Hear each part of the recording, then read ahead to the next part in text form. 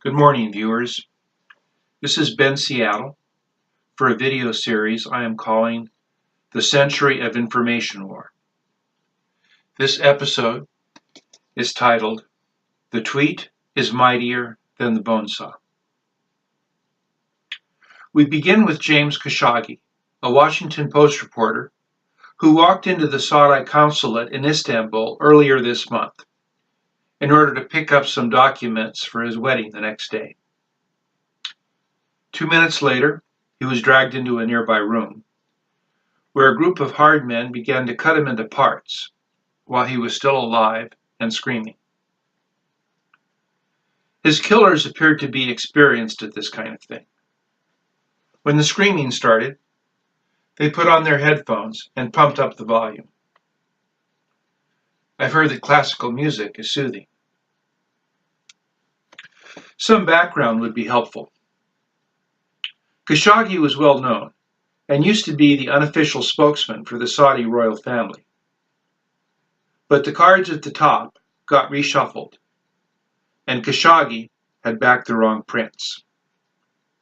So Khashoggi fled to the West for protection and for a voice, as a reporter for the Washington Post. Then the Twitter war started. That was when the shit hit the fan, so to speak, and Khashoggi got packed into suitcases. Khashoggi's killers started with his fingers. In the kingdom, if you write bad things, you lose your fingers. The killers came prepared, having brought with them a bone saw. Not everyone agrees that classical music is the best for cutting off someone's head. I favor drums myself, but hold that thought. I promise to get back to it. The torture murder was ordered by Mohammed bin Salman, who is often known by his initials, MBS. After details of what MBS did to Khashoggi, however, he is now known as Mr. Bonesaw. We can learn a lot from the Twitter war that led to Khashoggi's murder. Walt Whitman once said that you can see the entire universe in a blade of grass. If this is true, then we can also see in this Twitter war the contradiction which will consume the attention of our current century, humanity's century of information war. The Saudis made use of a troll farm to dominate social media coverage of their country.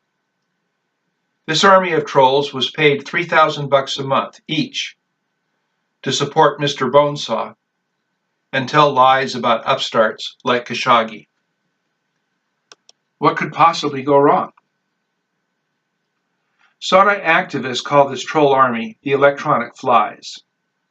And instead of thinking defensively, they started up a volunteer army of their own they called the electronic bees. It became immediately clear that the bees would have no problem defeating the flies. The term information war is used to mean different things. Some use it to include things like the sabotage of computer systems. It is better if we think of it differently, as the online war of ideas, organized on a mass scale.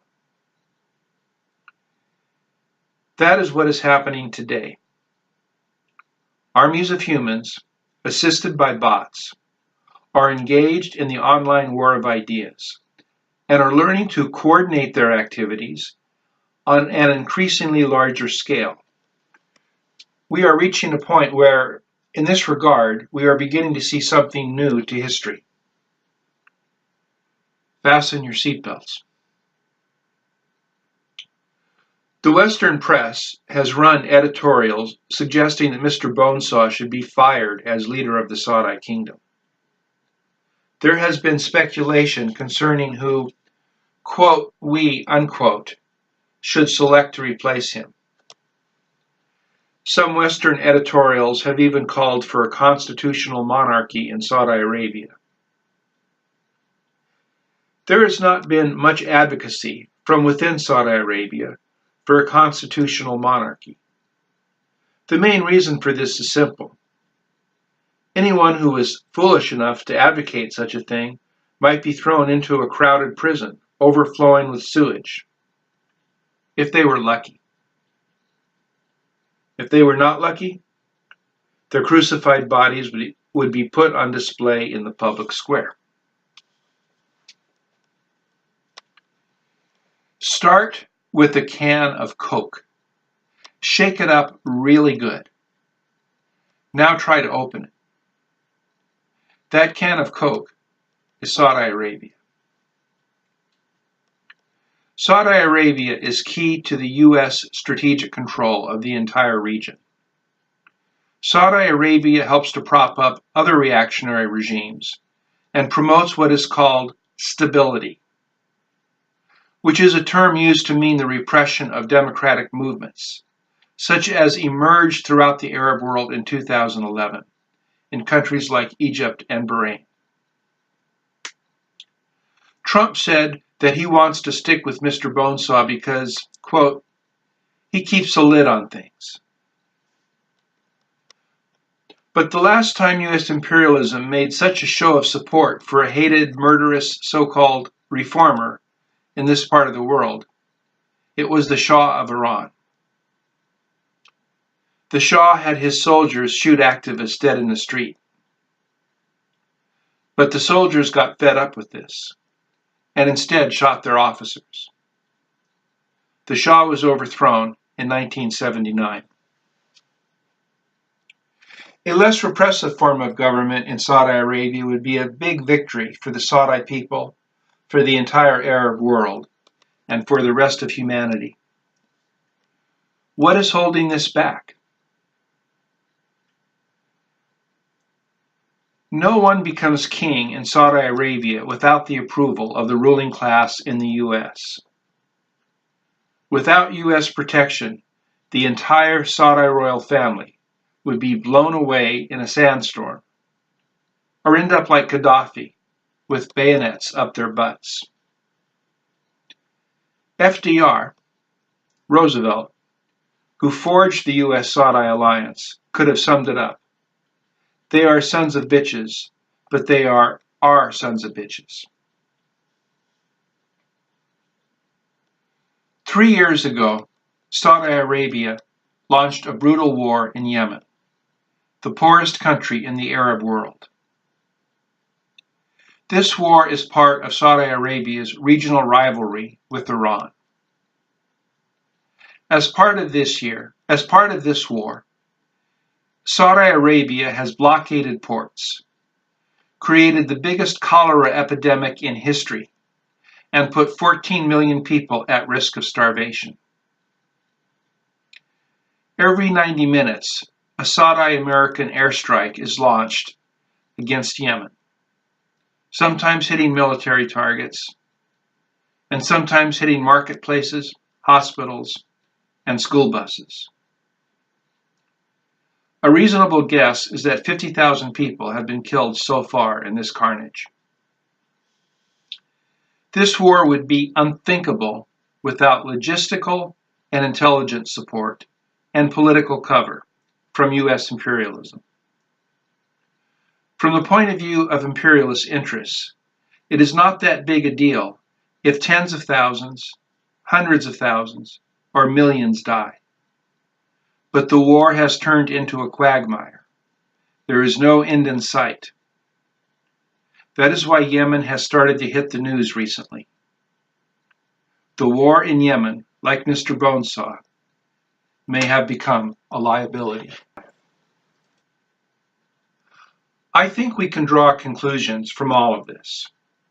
First, the people who run the world are all basically ruthless killers.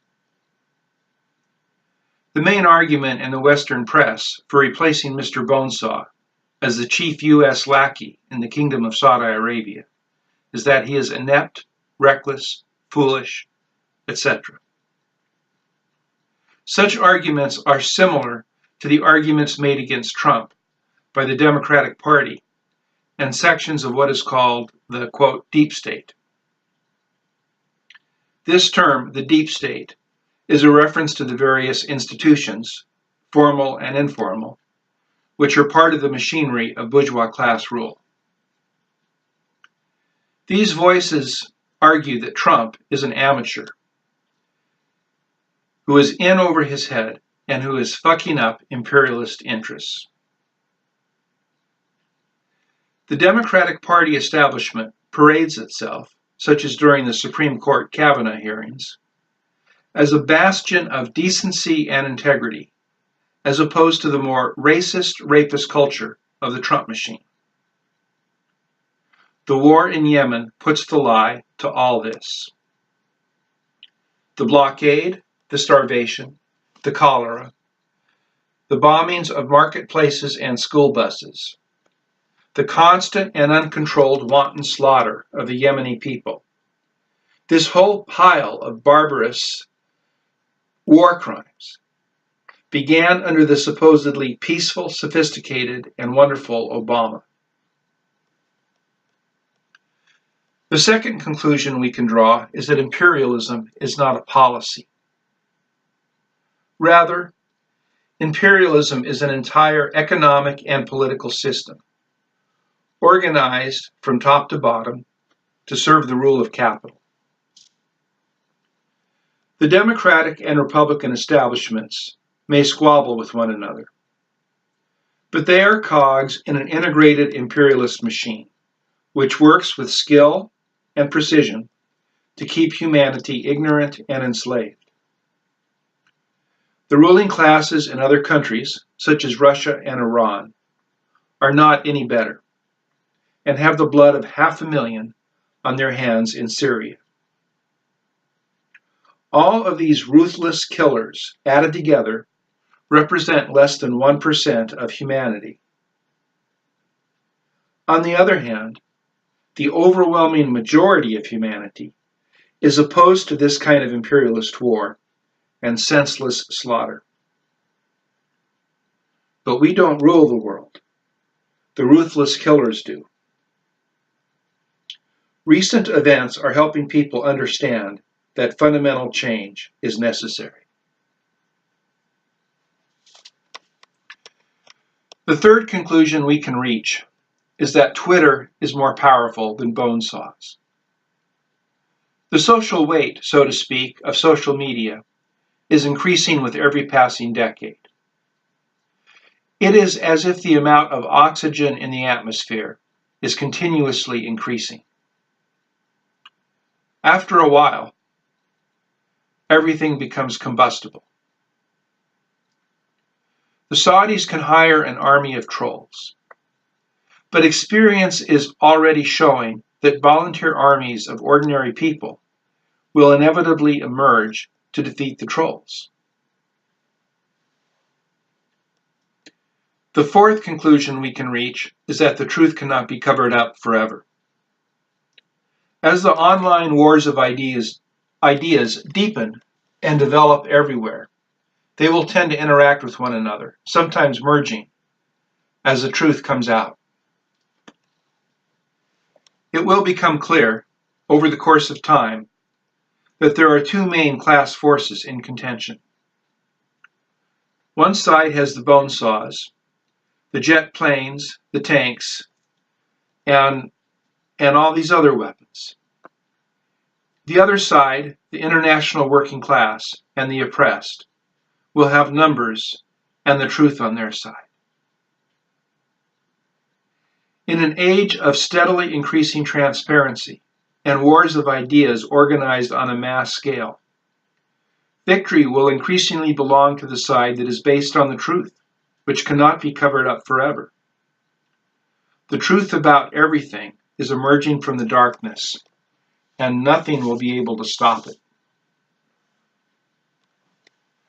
Karl Marx, in the Communist Manifesto, said, "Modern bourgeois society is like a sorcerer who can no longer control the demons summoned by his spells." No single sentence better describes the specter of social media, which announced its power to the world when it sparked the Arab revolts of 2011. At some point, a new kind of social media will emerge that uses genuinely democratic algorithms to connect millions. For those without a computer science degree, algorithms can be thought of as the little software robots that work to put shit, either good shit or bad shit, on your laptop or phone screens.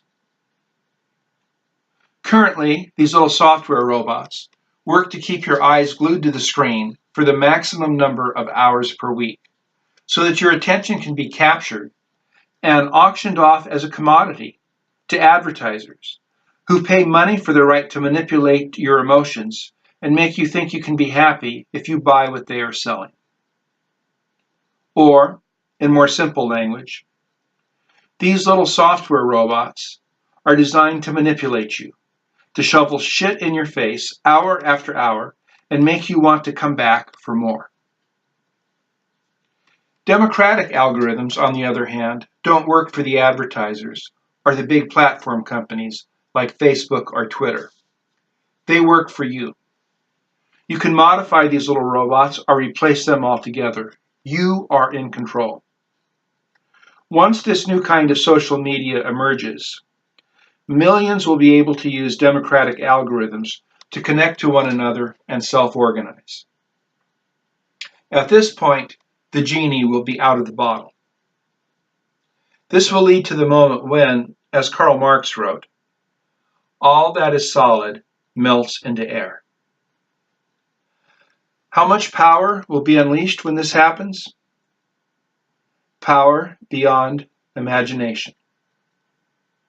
Power beyond what was released that July morning in the New Mexico desert, when the mountains were lit by that terrible light, brighter than 1,000 suns. Sooner or later, change is coming. Change will not only come to Saudi Arabia, it will also come to their imperialist patrons here at home. Sometimes, when there is no other way forward, one event follows another like a row of falling dominoes. The puncture of one lie or illusion leads to the puncture of the next. The collapse of one institution leads to the collapse of the next. The pressure that has built up is too great. The dam is weakened. It breaks. Nothing can stop the flood. History strongly suggests that big change only happens in the context of revolution. Revolutions are often necessary, but they are also scary. During a revolution, people like Mr. Bonesaw, Mr. Trump, Mr. Obama, and Ms. Hillary would all go to the guillotine. So would people like Mr. Putin and Mr. Assad. I have no problem with any of that. The problem is that the list of who is fed to the guillotine might also be likely to include you and me, dear reader. Because revolutions are violent and messy on a big scale. We must give as good as we get. I demand 100,000 heads. What is a revolution? It is hell breaking loose. It is fear and hope and pain. It is preemptive attacks, i.e., martial law and fascist death squads. It is preemptive attacks by the ruling class as the ruling class attempts to avoid extinction. And this is not the end of it. Revolution, based on history, generally tends to lead to a betrayal by treacherous forces which have gained power in the name of the people. So yes, of course, peaceful and gradual progress would be better if we have that choice. As we become conscious, we will understand what our real choices are. History has a tendency to unfold in such a way that men and women who are just attempting to survive and not be crushed, are often left with no choice. I have mixed feelings about revolution because, as a student of history, I am aware that the first people killed are activists like me. Personally, I'm not affected. I am lucky enough to be old. I won't be around to witness the pain that is coming. But I know there will be other activists, more dedicated, more intelligent, more courageous than me, who will be here. They will say, "You can kill me, but 10 will take my place." I think humanity, and in particular their working class, needs clarity on the big questions. If we get rid of the rule of capital, then what will replace it? Can we really do better than what we have now? If so, how? The Russian and Chinese revolutions of the 20th century left in their wake progress, pain, and confusion. It is better to confront the big questions ahead of time, to the degree that this is possible. And for anyone who takes a look at the PDF, which is linked to this video, I have an appendix on this with the title, From Kronstadt to the Khmer Rouge. When King Louis XVI, the absolute ruler of France, assembled the Estates General to deal with the growing financial crisis, back when the United States was a young republic in 1789, few had any idea of where it would lead. 4 years later, Louis found himself standing before a crowd, his hands tied behind his back, next to the guillotine. He began to speak. What were his last words? No one knows. As Louis began to speak, the drums started up, drowning him out. That is why I say, drums are the best. This has been Ben Seattle for the Century of Information, October 2018. And don't forget, if you liked this video, please show your support by liking or sharing it.